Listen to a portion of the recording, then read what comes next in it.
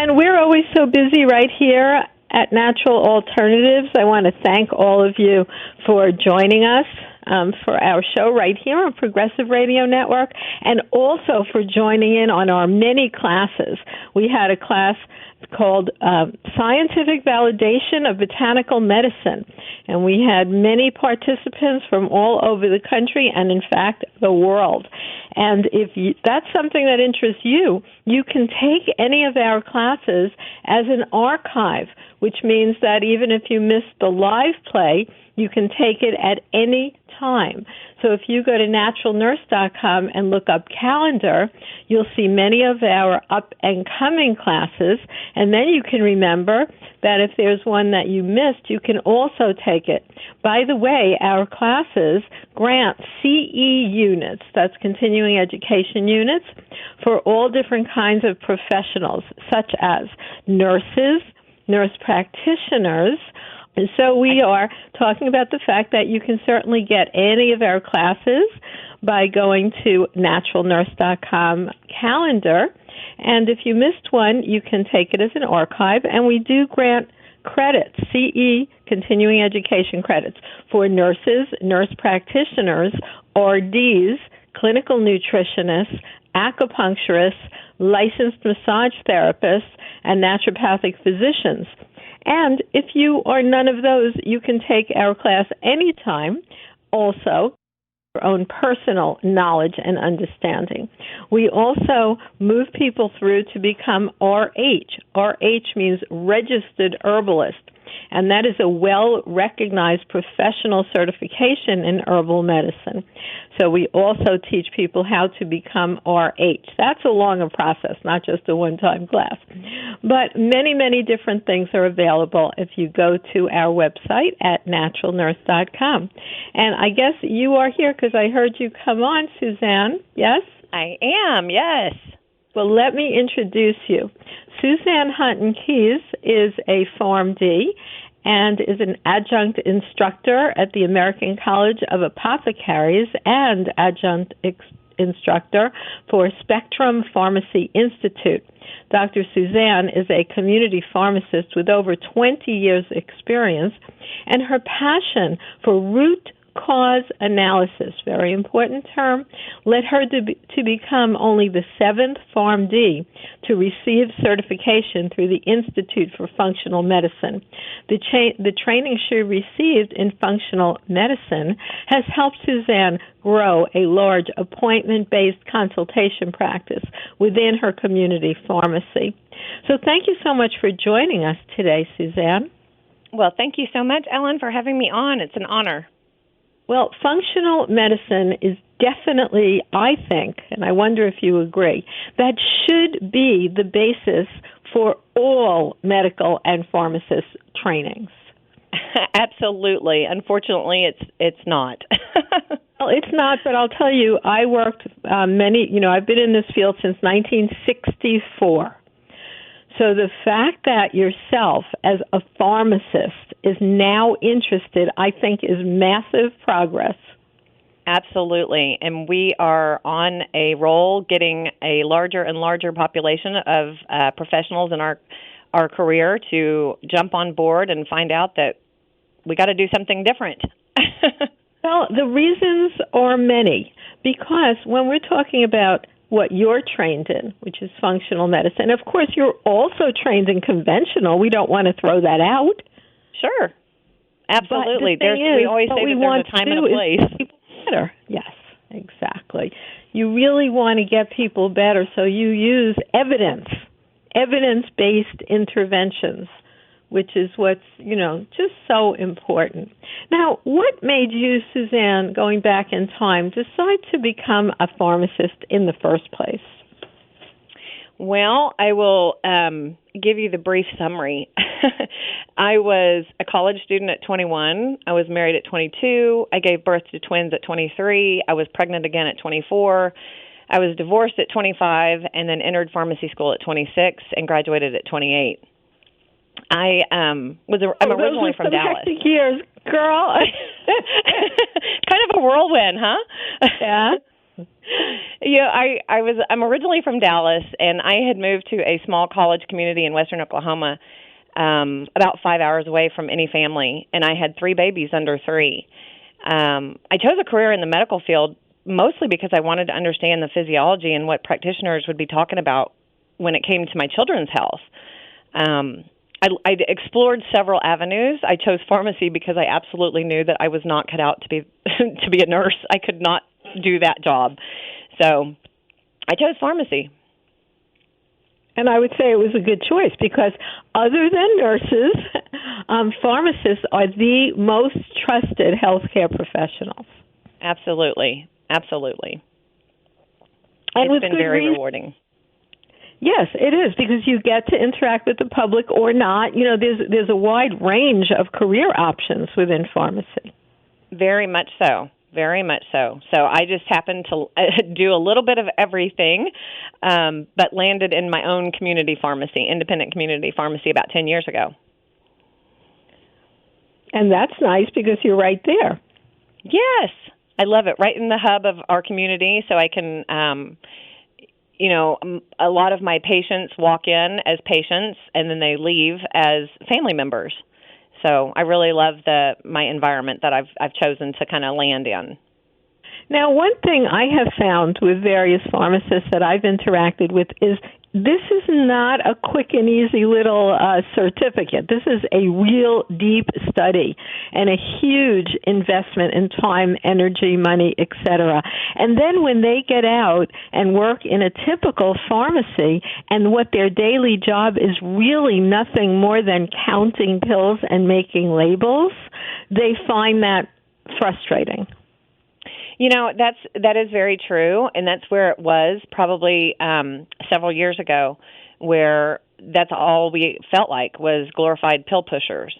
Our roles have changed and have morphed into more of a clinical role in the pharmacy, but it's not quite there yet. So that's part of our passion to move the movement of functional medicine forward, to just put on that clinician's hat a little bit more frequently than just standing behind the bench. You know, historically our job is to, watch our staff, interact with the patients, counsel them, brief counseling moments, looking at drug interactions, making sure doses are correct, verifying that there's no allergies, which happens a lot, unfortunately, where, patients will tell me, no, I've got an allergy to penicillin. And I'm like, well, I'm handing you penicillin, so perhaps we should call the doctor.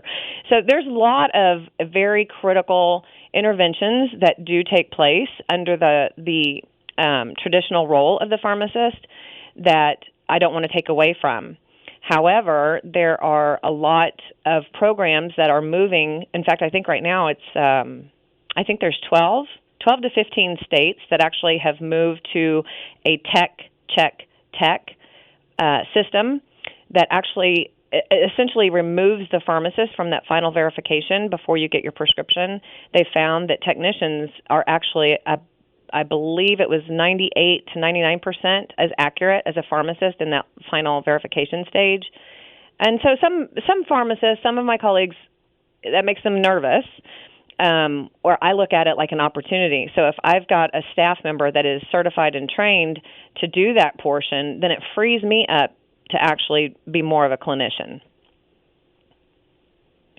Right. So you're looking at that change. I know nurses also often feel that way as well because they bring in lower licensed professionals like LPNs or even aides to replace many of their hours because that is more cost effective, but you're not getting that individual who is so highly trained. Exactly. We're still required, of course, to be here and be supervising, but it does get us out from behind the bench, as we say. So that is really a wonderful sharing of what you did. You made a decision to become a healthcare professional. You actually looked at the various options and you chose Pharm, and it works out that it's a really fantastic job on many levels. First of all, to even find a job. Also, the pay is quite good. But then you went above and beyond, because what drove you to functional medicine? Well, when I opened my store about 10 years ago, I had no inkling of what functional medicine was. I just knew that over the first year, I kept seeing massive amounts of people that had the same symptomology. And at one point, I just started questioning that. And I was like, what is going on that is creating this tongue-in-cheek pandemic of chronic illness? I'm in a position where I'm giving people medicine that should be making them better. And I'm historically finding that all it's doing is turning into another medication and another medication, and which would be fine if my patients were coming back to me going, I feel fabulous on these 8 medications. But I was finding out the opposite. And so just looking at these people, I started questioning what was happening. What are we all ingesting, eating, breathing, doing that's creating this? And so with that internal question, I started asking my patients, how are you feeling? What's going on? Let's take 5 minutes and look at this medication and what you should be feeling or how you should be responding. And if you're responding that way, in a positive way, that's fabulous. But I found out that a large majority of my patients were not turning the corner and finding health on the other side. So that was really what prompted me to just start digging. For the first probably 18 months, I had no idea what I was doing was labeled as functional medicine. Isn't that amazing? I mean, it's like hidden under this veil. Yes, exactly. So it's been a wonderful discovery that has led me to having the capabilities to actually dig in and help people. And sometimes that involves not being on some medications or weaning off.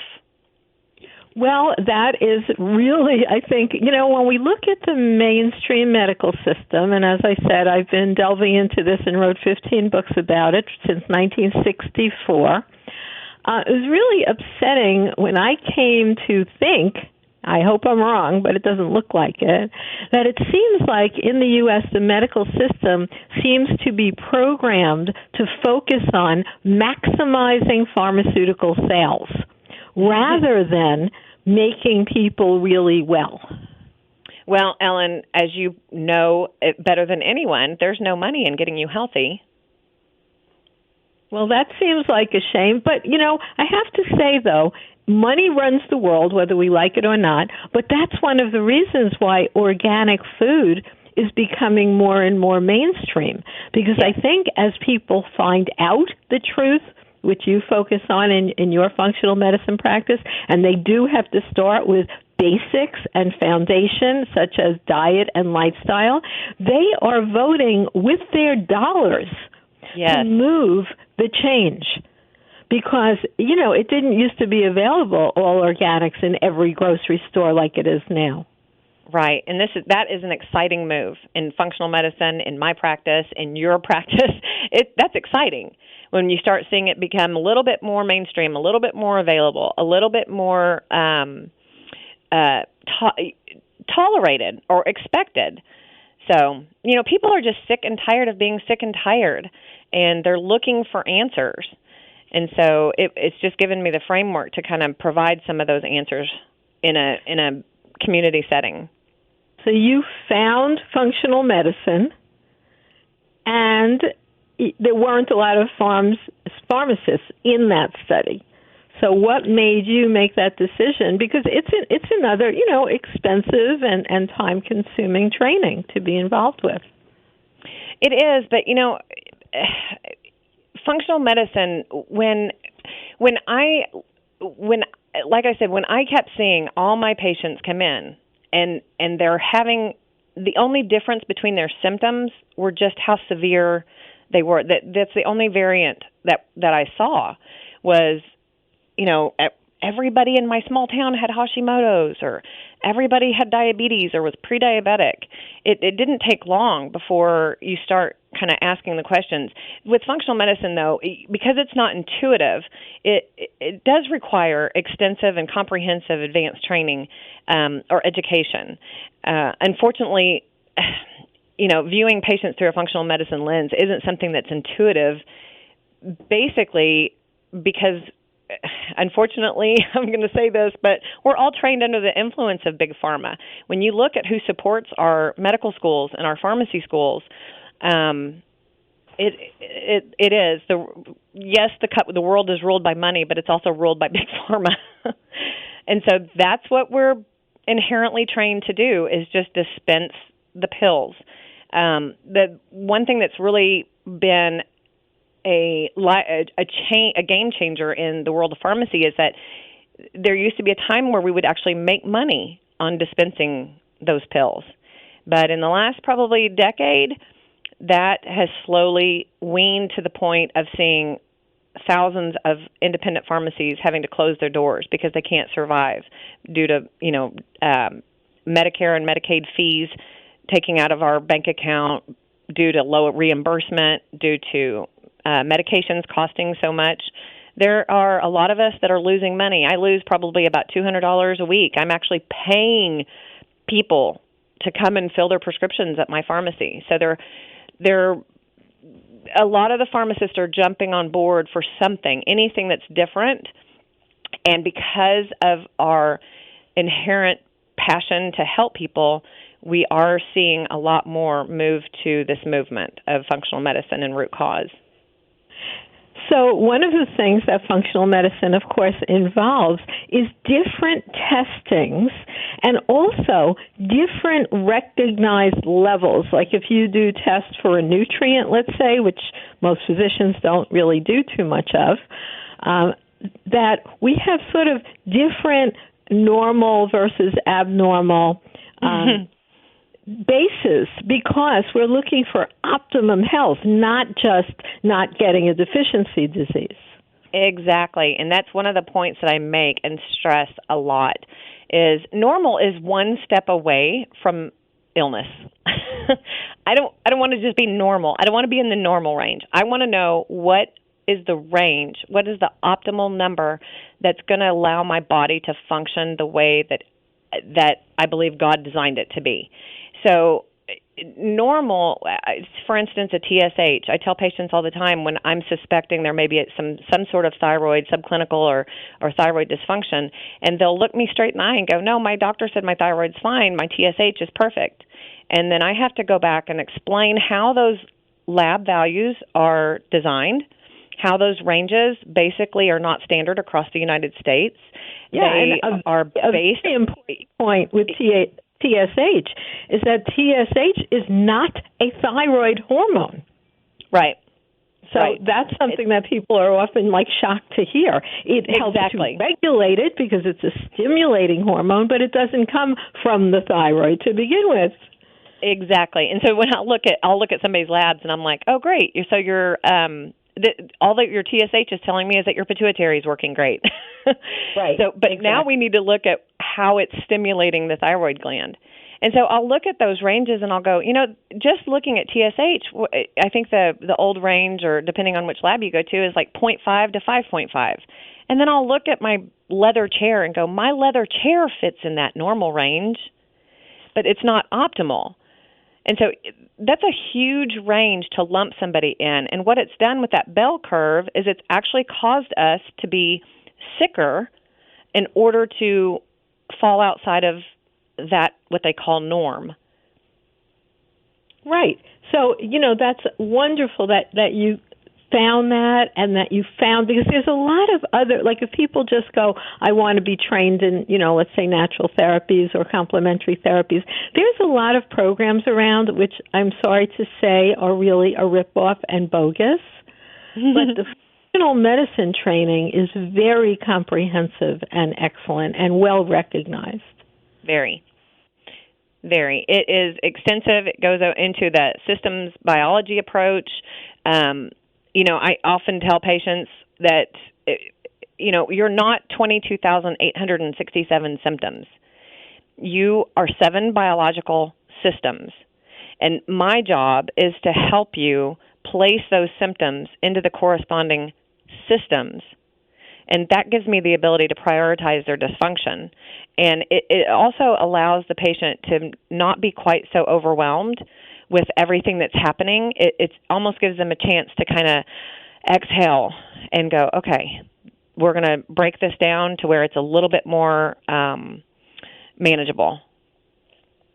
Well, you, as the information provider, I'm sure you do that, because some people then, even who do functional medicine, the person is so out of balance and they walk out of the consult with, 100 supplements and stop eating every single thing that you eat, and it's rather overwhelming.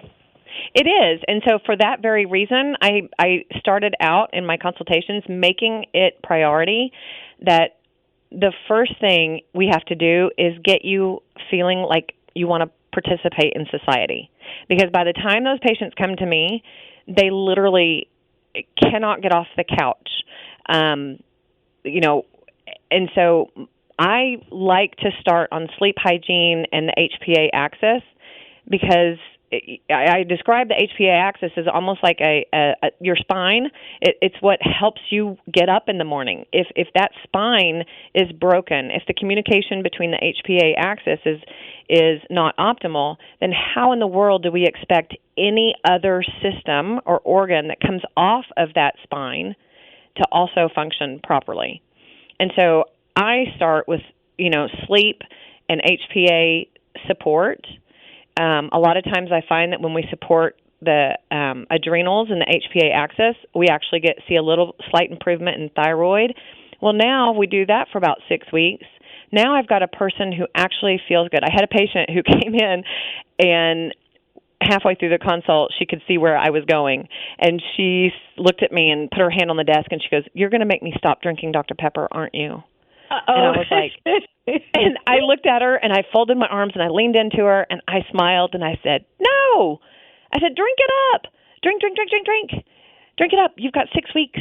And in that 6 weeks, I expect you to be figuring out what you're going to do in the second 6 weeks to replace the Dr. Pepper." In other words, all I need you to worry about is getting a good night's quality sleep, and let's support the HPA. And when you're feeling better, then the next phase of our journey is going to be looking at your food. But I can't ask somebody who physically is exhausted and so down, I can't look at that person and go, all you need to do is put the Twinkie down, eat some whole foods, and go exercise. These people can't get off the couch to turn off the TV. So I think it's critical to meet someone where they are, to recognize what's happening, to prioritize the dysfunction, to find out where it's all started. Because, without knowing where it started, you don't have a place to start. And then we move into food.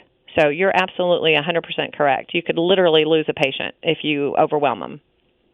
Right, and I'll usually move towards, what I do is when someone leaves a consult with me, they actually have 3 action items. And then when they come back, if they've done all 3, I'll give them the next 3. If they do 1, then I'll give them another 1. Because, increments, because it really is about changing your diet, changing your lifestyle. Sometimes it's severe, like you leave your mate or your job. It's really severe. And sometimes it's just like you said, let's slow down on Dr. Pepper. Like maybe you can have it once a week as a treat eventually. And it makes it less threatening to think about, oh my God, I can't live without it, because these things are addictive. Exactly. My sentiments. So that's such a wonderful thing that, you found out about that program, and then you're able to bring it right into the pharmacy. Yes. And others you have deep knowledge in, which is so important. And we'll talk about that after break, because we're going to go to a little break right here on The Natural Nurse and Dr. Z. And I do want to remind you that our guest today is our wonderful, incredibly interesting and knowledgeable PharmD pharmacist, Suzanne Keyes. And the best place to find her, you can find her on Instagram at the Functional PharmD, and also on Facebook.com, the Functional PharmD. And we'll have all this posted on our archive so you can easily visit that with a link. We will be right back with more right here on The Natural Nurse and Dr. Z. On this edition of the Natural Medicine Chest, we'll discuss the nutrient known as taurine. Amino acids are chemical constituents that form the building blocks of protein in the body. The official definition of an amino acid is a compound which contains an amino group and a carboxylic acid. Taurine contains a sulfonic group instead, so is not a true amino acid, although it is often referred to as one. The intracellular concentration of taurine is 10 times that of any normal free amino acid. Taurine was discovered in 1827, but the significance of taurine in nutrition was not realized until 1975, when the journal Science published a study showing that taurine-deficient cats suffered from retinal degeneration.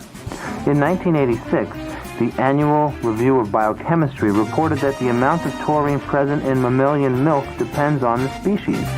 Natural human mother's milk is rich in taurine, but cow's milk, except for the early milk known as colostrum, is taurine deficient. Pediatrics Journal in 1983 printed a study which outlined several of the biologically significant functions of taurine, and an effort was then made to fortify infant formula by adding taurine. Some species of animals, such as cats, cannot synthesize taurine within their bodies, and so must receive it through their diets. Humans have a very limited ability to synthesize taurine, so adequate intake through diet and supplementation is important. The principal source of dietary taurine is meat of various types and shellfish. Even people ingesting sufficiently high levels of taurine may develop a deficiency due to the overgrowth of certain anaerobic intestinal microorganisms which consume taurine. Certain prescription drugs are known inhibitors of taurine uptake. The Journal of Neurochemistry published a study in 1975 which showed that taurine concentrations are extremely high in the retina. In fact, the retina contains 2 binding proteins specific for taurine. Research has yet to determine exactly how taurine functions in the eye, but deficiency of taurine has been found to lead to the degeneration of photoreceptor cells. Continued studies on taurine have linked its presence to several biological functions, besides being a protector of the delicate tissues of the eye. Taurine helps to neutralize oxidizing agents caused by ionizing radiation. Taurine is present in high concentrations in the normal heart. It stimulates white blood cell motility and protects cell membranes from free radical damage. Taurine has proven useful in epileptics to reduce or control seizures. It helps modulate the transport of substances such as sodium, potassium, magnesium, copper, and iron across cell membranes. Additional research supports taurine's role in preventing gallstones. So, as you can see, the nutrient taurine may be an important addition to your Natural Medicine Chest. And thank you so much for joining us today. This is Ellen Kamai, the Natural Nurse, and we love to hear from you. Just go to naturalnurse.com or Facebook, The Natural Nurse, and you can send us an email, make a comment, tell us what you'd like to hear about here on the show, and basically interact in any way that you'd like. Take any of our courses by going to naturalnurse.com calendar. They're all posted there. And although they do have CE credits for health professionals, they are also open to anyone to take for your own knowledge. And we also have a class that leads to becoming an RH, that's a registered herbalist, where your knowledge about herbs is really brought to the highest level. And so we're so happy to have as our guest Suzanne Keyes. She is a pharmacist, PharmD, and she integrates her pharmacy education with her knowledge of functional medicine to identify critical drug-induced nutrient deficiencies, genetic anomalies, and deficits in nutrition that impact patient health. So let's talk about that, Suzanne, and thank you so much for being our guest today. I teach in pharmacy schools, and I think every single physician should also get a full course in drug-induced nutrient deficiencies.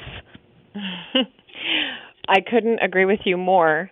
Unfortunately, even the pharmacy schools, when I was in school, of course, that was 100 years ago, but that wasn't a course. It was rarely mentioned. It was mentioned only maybe one or two nutrients on some extremely popular medications, but the emphasis was never on the nutrients that are being depleted. And, when I look at a patient's profile now, that's the very first thing I think of. We're, as a pharmacist, we are in a perfect position to leverage our understanding of the systems and the drug mechanisms. And all we need to do now is just change that mindset and start looking at what is this medication doing to the pathway or the system that we're trying to fix. And unfortunately, sometimes we've actually figured out that it might even be propagating the exact condition that we're trying to use the medication to treat. So, well, what I have found, because I've been studying this topic so long, is that in the older versions of the Merck manuals, for instance, they were more likely to list any known nutrient deficiency that might be caused from medication, but then it was dropped. So where do you find that information? If somebody comes in with you with this whole long list of medications, is there a favorite go-to of yours? Not only the herb-drug interactions, but the drug-nutrient depletion. Those are two different things. Absolutely. And so for the nutrient interactions, I typically will use Natural Standard. It's just an easy go-to database and seems to be extremely accurate. There are a few apps, I guess you could say, that you can find. Some of my colleagues just starting out will use some of those. I have found, first of all, I don't trust one source. I want to make sure that I bounce that off of several reputable sites. Some of them actually are university-based. So Linus Pauling Institute out of Oregon State, I'll use that. I'll use University of Maryland has an integrative site. Harvard actually has a complementary and alternative medication portion on their website, and St. Luke's University as well has. So they have databases that discuss herb nutrient depletions. The nutrient depletions, yes. Oh, that's good, because that I have always found less good sources than, like you said, and these are two different things, which perhaps I'll let you describe to somebody, all our listeners, because those are two different things. One is herb-drug interaction, which everyone should be aware of before they just pop all these pills because they hear something's good for memory and they're on blood thinners. Oh, goodness, and nobody's monitoring that. So hopefully they share that information. Herb-drug interaction versus drug-nutrient depletion. Right. The drug-nutrient depletion is exactly what it says. A drug, by definition, a drug is going to alter or change a pathway. It's going to activate or deactivate an enzyme. It's going to increase or decrease a concentration based on a gene. There's so many considerations.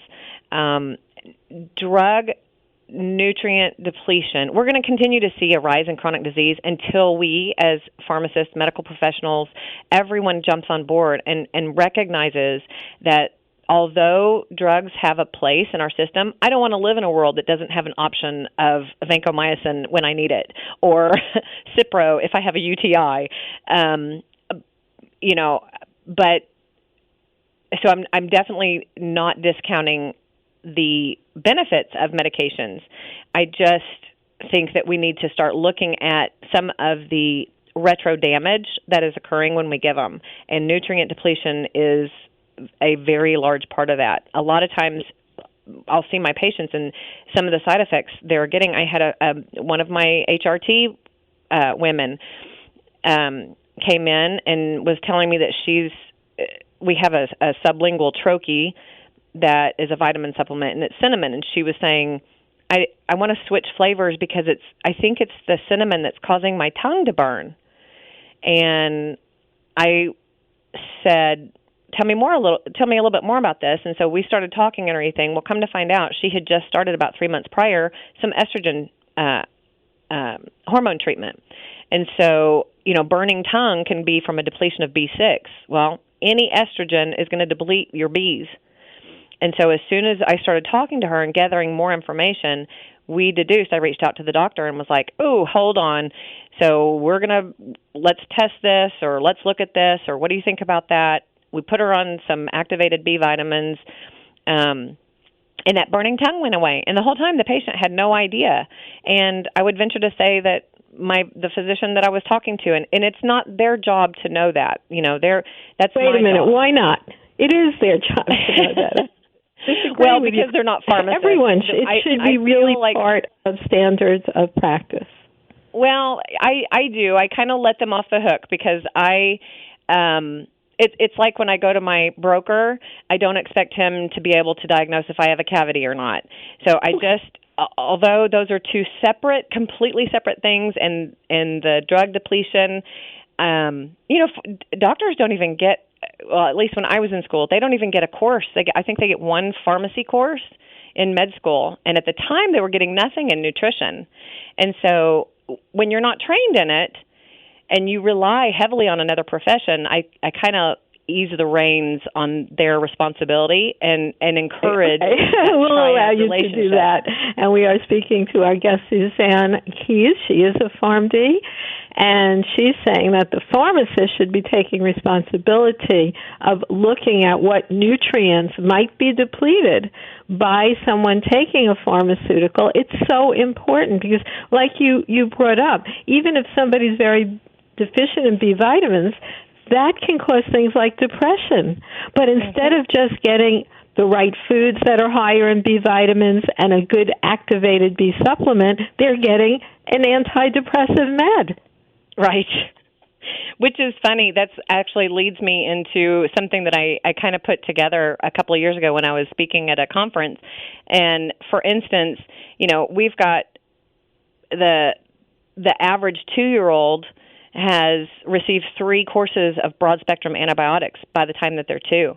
That destroys the gut microbiome. It wipes out the B vitamins. The B vitamins, the lack of that can actually precipitate things like restlessness, anxiety, depression, ADD, but then they become 6 years old, and then we start seeing some of these symptoms. So then we put them on another medication that depletes magnesium. Then they're not sleeping. Then we put them on another medication to help them sleep, which is also depleting or displacing iodine. Now they're 12, and we're seeing a massive overload of these adolescents that are on antidepressants. And so we give them an SSRI. Well, that happens to deplete or displace iodine. And we know that iodine is key for thyroid production and conversion. And what's one of the components or hallmark traits of hypothyroidism? Depression. So we're actually giving them an antidepressant that could possibly be making it worse. By the time that these adolescents are 19, I think the studies showed that they've been on 19 courses of antibiotics. So it's no wonder that the main drug for adults 20 to 59 are antidepressants. When all we have to do is dig a little deeper and look at inflammation, look at their nutrient depletion, look at, what else is going on that could be causing this. It's not always a lack of Prozac. What about when we're talking about that, you're talking about an age group that you're interacting with, with your kids and with your patients, but I know you also must have a pretty large geriatric population, and we're talking about polypharmacy is the norm in the geriatric population. And I will say my parents in their 90s have never taken any medication. Oh, that's wonderful. Absolutely. And my children in their 40s never have either. Not that they haven't gotten ill, not that I wouldn't give them a medication if we can't deal with balancing through food and supplements and herbal medicines. But I think this thinking the norm is that 60 and 70-year-old people should normally be on 5 to 10 meds every day is really off base. It's funny that you said 5 because the statistics show that a very large proportion of 60 and above, and probably starting in their 40s, just think it is absolutely normal to get the pill for the ill and no less than 5 medications. There's a large section of the population that's an everyday process. Absolutely. But that's how they trust their doctor. Mm-hmm. And this is what the doctor is doing, and he trusts, or she trusts that process as well because it's standard of practice, and nobody's waking up like you did, like, whoa. So this same person is coming back now. Now they took one thing, they have an upset stomach. Now they're taking something for their upset stomach. Now they have headaches. Now they have dry skin. Each of those then builds the medication picture. Absolutely. And what are you a lot of different especially once you start to help people reverse that? I'm sorry, say that again? So what happens when people realize that and start working with you and you're taking them down those notches? Well, first of all, they're ecstatic because they're not taking a large pill. Let me make one thing clear. I'm not swapping supplements for, if they're on 17 medications, I'm certainly not going to replace those with 17 supplements. It's very Absolutely important. Not. Right. Yeah. I try to be very cognizant of compliance. I have what I call a fabulous 5 that I feel like despite your level of whole food nutrition, that we're still not going to get that supplement, that nutrient in the levels that you need it from our food. So I try to keep my supplements list down to 5 unless we've got 5 or under, unless we've got some specific things that need to be addressed. But people are for the most part, it's been a slow progress. People still want to use their copays. They still want to use their insurance. They still want to only pay $5. And so then they translate that to the supplements, and they look at those $50 supplements or those $30 supplements and go, just forget it. I'll just take the pill because I can get it for $5. Yes. So that price is not the real price of it. That's with the insurance payment, right? Exactly. And so it takes a level of discernment to figure out in my practice who is here for the pill and then who here is really wanting to change their life. That's such an important point, Suzanne, because in all complementary and holistic therapeutics, really you're acting as a guide and a teacher. The only one you can make changes for is yourself and model that change. But if the client doesn't even want to, then really they should just go ahead and stay on their meds, and that's it. And that's exactly our outlook. And so I'll go ahead and fill them for you, absolutely. But we'll probably have some pointed questions along our journey together. And eventually, if I found that if I can give the right amount of information and the right directed amount of information, or the directed information, eventually those patients will come around. But some of them don't, and I get it. I've spent 15 years there in that place, thinking that everything was fine and this is just a part of aging. But there are some that want to buck the system and don't want to live that way.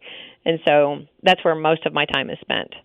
Well, wonderful, wonderful resource you are for your community.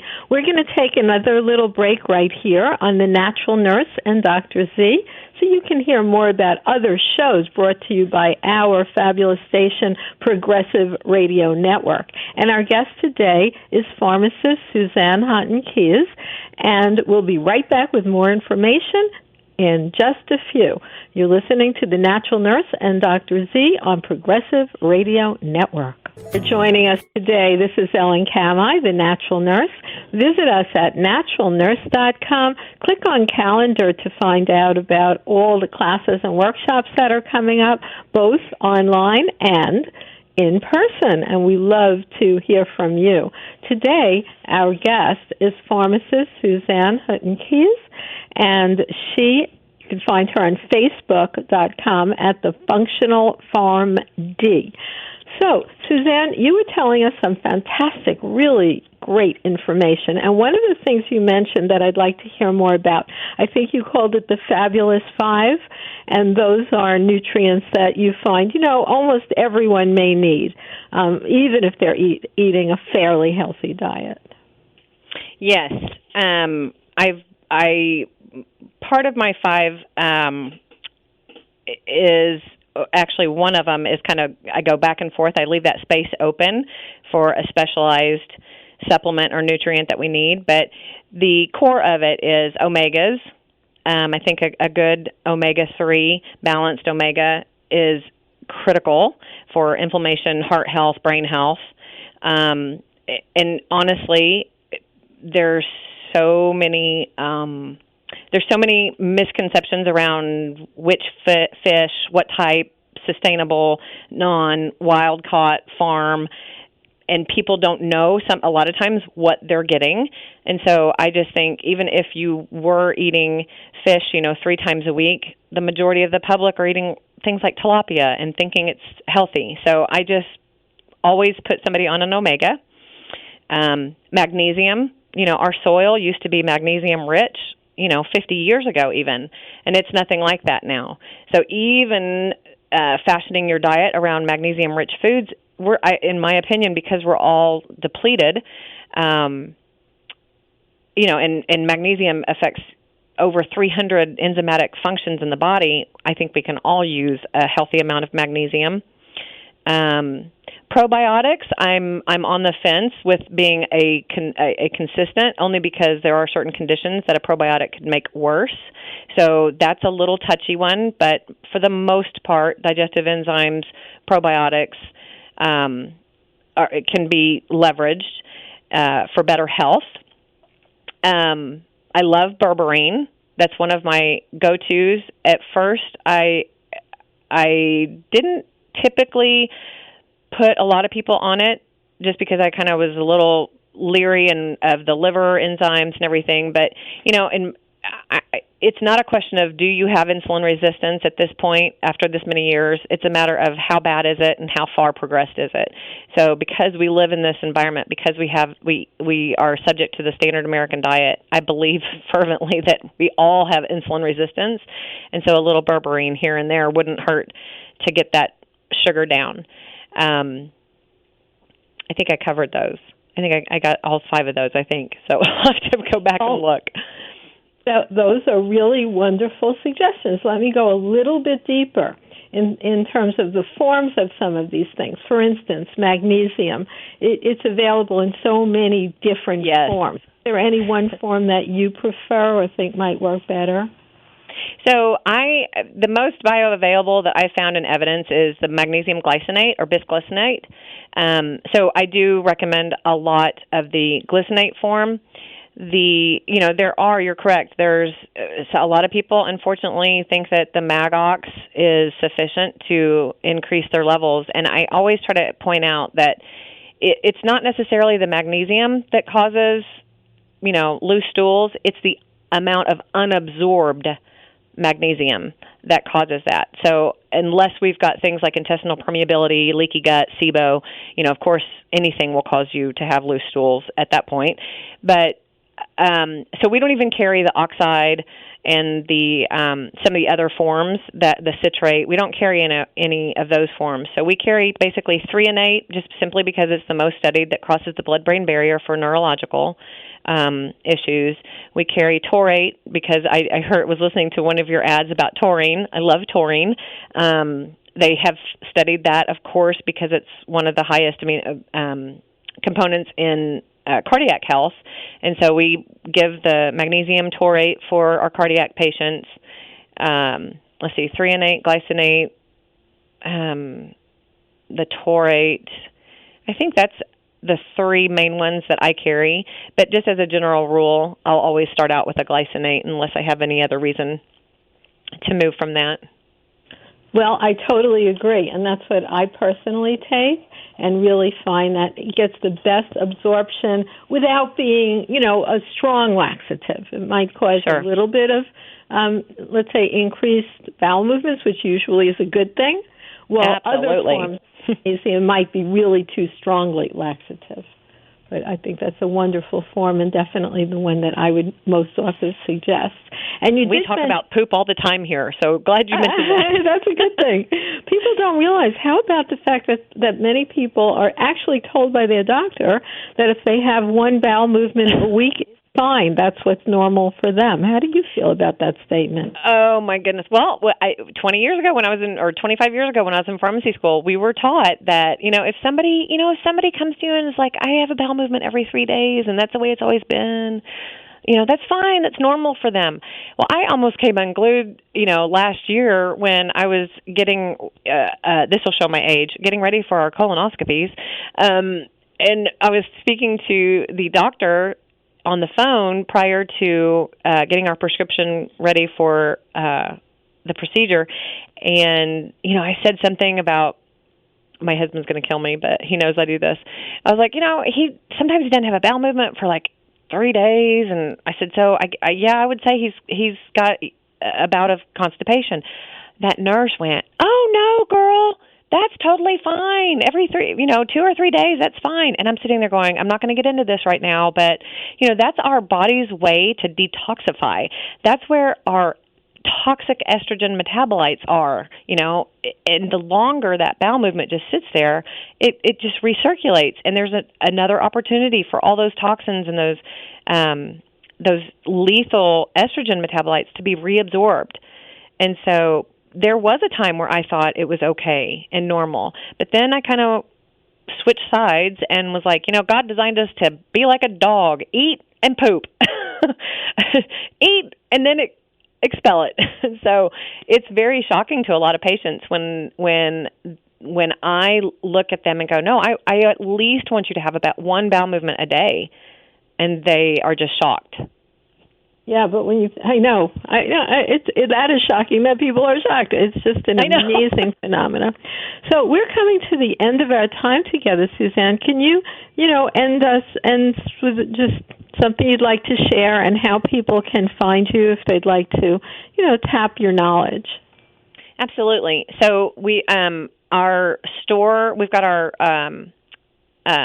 landline at our pharmacy is 580-225-5273, and I encourage patients and your listeners that if they call, sometimes I'm not available, but my staff, which is very nice, is trained highly in functional medicine, so they not only know their limitations and know when to come to get me, but they can answer a lot of the inquiries that we have on a daily basis. They can handle that. So don't be afraid that you don't get me.